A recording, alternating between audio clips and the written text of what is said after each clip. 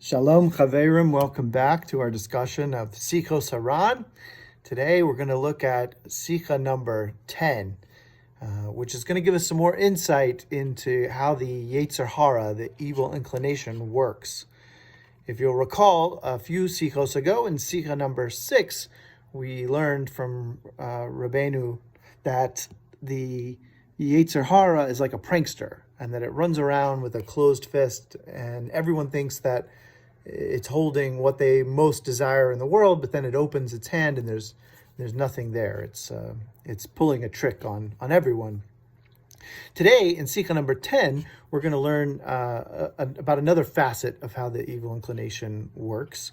And it's a really important lesson to anyone who is trying to improve in their avodas Hashem, in their service of their Creator. And after all, who isn't trying to improve their avodas Hashem, right? So I'm going to actually skip over the first paragraph of Sicha number 10 because it's actually kind of two separate ideas.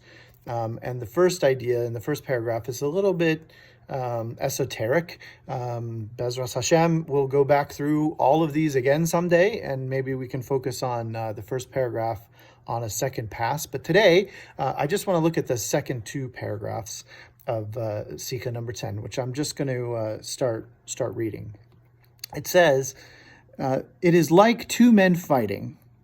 As soon as one begins to win, the other fights all the harder.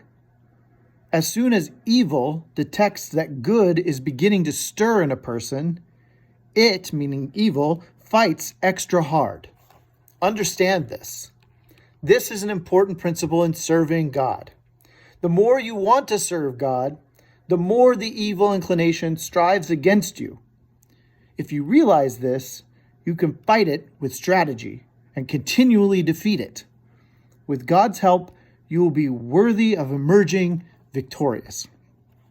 Okay, so what's der Heilige Rabbi talking about here? He's saying that when you decide that you're going to work on your avodas Hashem, that you're going to, for example, start taking on more mitzvot, or become more, more frum. You're going to improve on your Yiddishkeit in some way.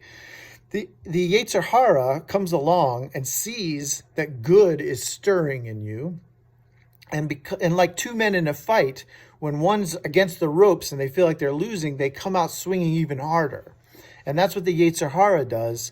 When we are improving on our avodas Hashem, when the Yetzer Hara sees that good and effort are stirring in us, it fights even harder to knock us down. But Rabbi Nachman says, if you understand that that's how this works, if you understand the strategy of the other side, of the Sitra Achara, then you can use the same sorts of strategy to defeat it. If you know what your enemy's next move is, it's much easier to counter that move.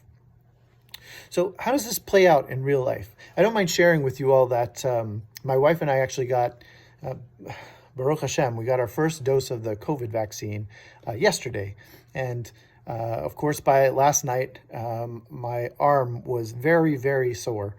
More sore than I had experienced for any vaccine I'd ever gotten before.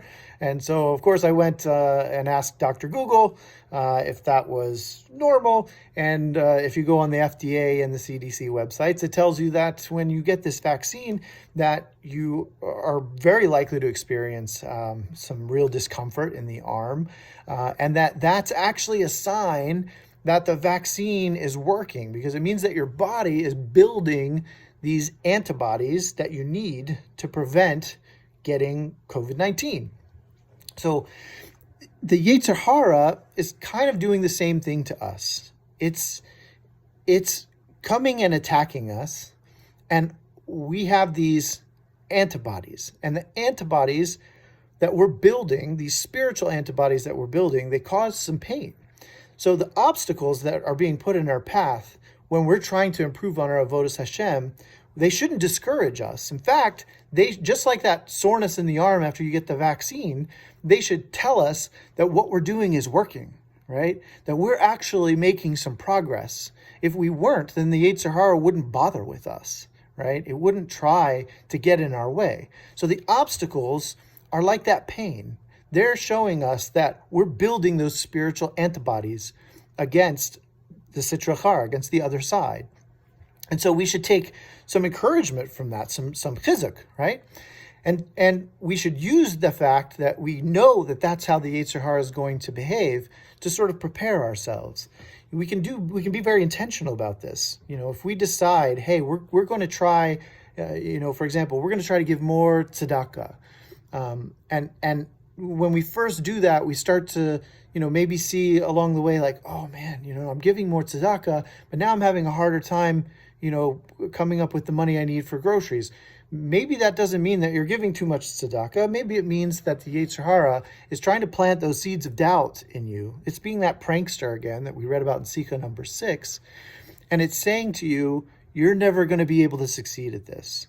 No matter how hard you try, you're going to fail. That's the mantra of the Sitra Achara, of the Yetzer Hara, is it's telling you all the time, no matter what you do, you're never going to be good enough.